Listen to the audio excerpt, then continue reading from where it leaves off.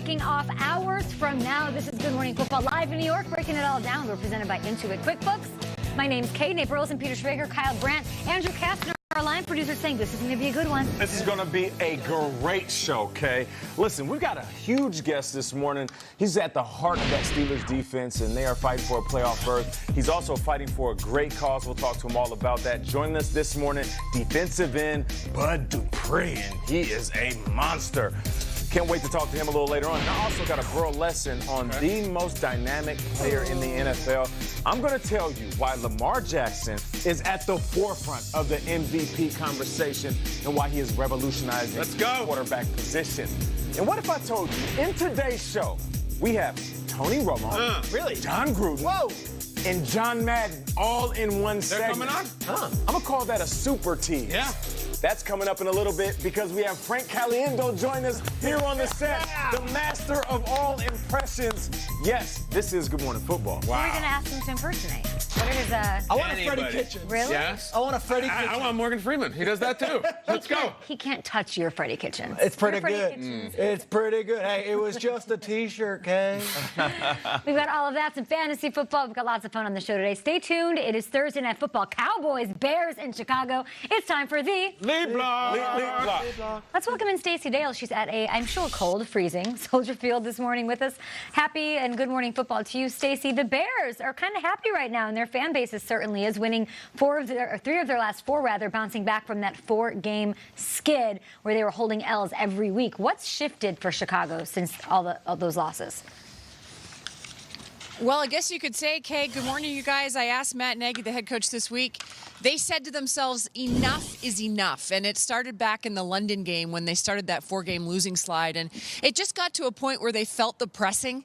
And you can do everything you can with the X's and O's in the scheme, but if you don't go out collectively in all three phases and execute, all 11 men executing, you're not going to win football games in this league, and that's what the Bears came to. Enough was enough, and thus started the last 4 games. They've won 3 of their last 4. And listen, Kay, you will appreciate this more than anybody. Here in Chicago, if you're not out of it, means you're still in it. So they have playoff hope alive. They know this game is critical, though, against the Dallas Cowboys. Regardless of how the Cowboys are playing, the Chicago Bears have a great deal of urgency coming into this one on Thursday night. If you're not out of it, you're still in it. That's called chasing great, Stacey. Meanwhile, though, the Cowboys' offense has been great. They are owners of the NFL's top offensive unit, the entire league. What is that Bears defense going to do tonight, Stacey, to slow them down? Give us something.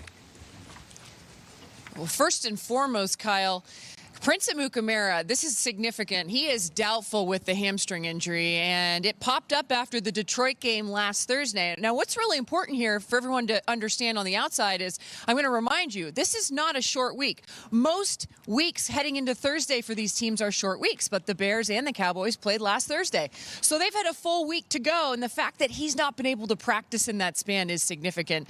Look out for Kevin Tolliver. He's going to be expected to step up in this secondary, but you mentioned the numbers, the number 1 total offense these Cowboys are in the National Football League, and the number 1 passing offense. It's the first time in team history they've averaged 300-plus passing yards behind the great play of Dak Prescott this season. So shutting down big plays, Amari Cooper and company will be huge for this secondary. And then, of course, stop this man, Zeke Elliott. He has not hit the century mark, you guys, on the ground in the last 4 games, which we'll get into later on in the show.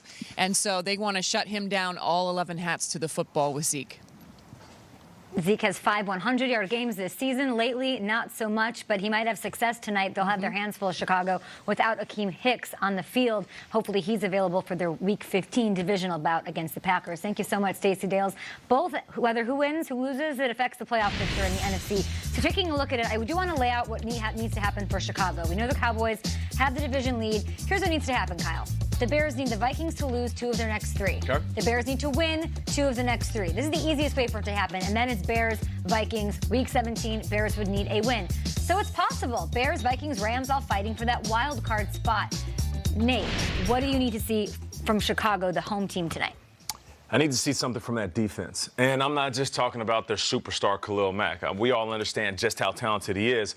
But what people don't realize is that he's seeing double coverage, sometimes triple coverage. 3 different individuals that are looking at Khalil Mack each game saying, don't let him get to our QB. The loss to the Saints, Khalil Mack shut out. The only other guy to get a sack was backup Abdullah Anderson. The loss to the Raiders, Khalil Mack shut out. The rest of the defense also shut out when getting to the quarterback and getting a sack. So even though Khalil Mack is an alien, right? He's a beast. Yes. He's not of this world. The other guys are going to have to step up. So if he's an alien, I would say every other player outside of Khalil should look at this game like Mack and me. Okay. Because he's going to need a little help. You know that creepy little alien? Yeah, of course they do, yeah. The bootleg ET. Yeah. So I do feel like each player should walk into this game saying, I know Khalil is a monster, but he needs my help. So I'm looking at the other guys' case surrounding Khalil Mack. If he is double covered and he can't get to the QB, that defense needs to step up to help him out. 7:06 a.m., a Mac and Me reference. Are you on Conan right now with Ant-Man? I was going to say, right down with the welcome to Good Morning Football. I'm going to look at Mitchell Trubisky because I don't know what you guys were doing on Thanksgiving, but with about 6 minutes left to go last week in that early game, they're down 20-17. They have the ball there. Very few people had a vision of Mitchell Trubisky throwing the Bears on his back and leading a 90-yard drive. And what did Mitchell Trubisky do? They go on a 9-play, 90-yard drive with 2 third-down conversions to Anthony Miller, 2 big plays to that man right there, and then a final touchdown pass to David Montgomery. This was what I would say a statement drive. We're not done yet. Come with me. I got us, guys. I still got a little something here. It was an answer to a lot of critics. And in recent years, we've seen Eli. They were 6-6. In 2011, they go into Dallas and they find a way to win based on the arm of Eli. Last year, Nick Foles in that Houston Texans game. The Eagles weren't going anywhere. Wentz is down. Foles finds a way to beat Deshaun Watson, and then they go on their playoff run. It's not done. Okay, what you laid out there is not so improbable. No. It sounded okay. Vikings lose 2 of 3. Bears win 2 of 3. Kirk Cousins and Mike Zimmer don't have a long history of just getting the job done when it needed to be done. I could see Trubisky and Nagy and maybe this defense, if some other guys step up, really rallying around that drive last week. They're at home. Go win this game, Trubisky. Cowboys allow a lot of big plays. They have all year. Here's the deal. It's December 5th. Okay. We know who the teams are now. We have a good idea of this. The Bears are not a great team. And maybe they'll get it together the next month, but they're not. And I also think tonight they were playing a more talented team than them, which they don't often do. My son Calvin turned 6 this week, and we asked him, Calvin, what do you want for your birthday dinner? You can have anything you want. We'll make it. And he said, I want spaghetti and meatballs and tacos. He wanted both. We made him spaghetti meatballs and tacos. Okay, both on the same plate. You're saying the defense. You're saying Trubisky. Guys, they got to have both. One of them shows up and the other one doesn't. They're going to lose this game. What I mean is, I've seen enough of this team to know that Trubisky could throw 3 touchdowns and they could still lose. Khalil Mack could have 3 sacks and they could still lose tonight. And guys, believe me, buckle the hell up for the Eddie Pinheiro experience on national television. The Bears kicker, which goes back way to the offseason, has been a little rocky. I'm saying that the Bears are not good enough to be like the defense pulled us through against Dallas, or Trubisky did. If they don't have both of them, if they don't have the chicken tacos and the spaghetti meatballs, they're losing at home, and you can forget the scenarios. They need both, guys, believe me. We heard from Stacey Dale. She mentioned Prince Umukamara. I sort of mentioned Akeem Hicks, who you put on my radar that had a bit of a dust-up in Chicago, talking about the fan base. Ride with us. We won 3 of 4. Even when we're losing, ride with us. He's been injured, but even though he's been dealing and rehabbing, he's been at every practice. He is the gregarious, vocal leader in that locker room. He's showing up and doing his thing, and he might be back. But to sort of talk about what you meant with double teams, just to tag this, because Akeem Hicks is not going to be on the field today against Zeke Elliott. It's a shame that he's not. The first 5 weeks when Hicks was on the field, the Bears had the number 2 run defense. Now they're 16th. They're averaging just over 100 yards a game allowed on the ground. Mack had 4.5 sacks when Akeem Hicks was on the field. He's had just 2 since Hicks was out. So this is one of those things where he might be the MVP on this team, and we're not talking about it. No, he was fantastic. They've not been the same defense since he left. They lost Danny Trevathan. They don't have Prince Umukamara tonight. So what I'm saying is, like, the other guys, and Mitch. And Mack isn't exactly a verbal leader. Hicks is. He might be the juice on that defense that they need. They're going to miss him. Kyle, they might take that spaghetti and put it in the taco shell. Spaghetti taco? You feel me? Oh, my gosh. I would eat that. They need some red wine, too. That was for the parents. We'll be back. More ahead, of course. Spoiled It all brat. goes down tonight. Cowboys at Bears, Soldier Field.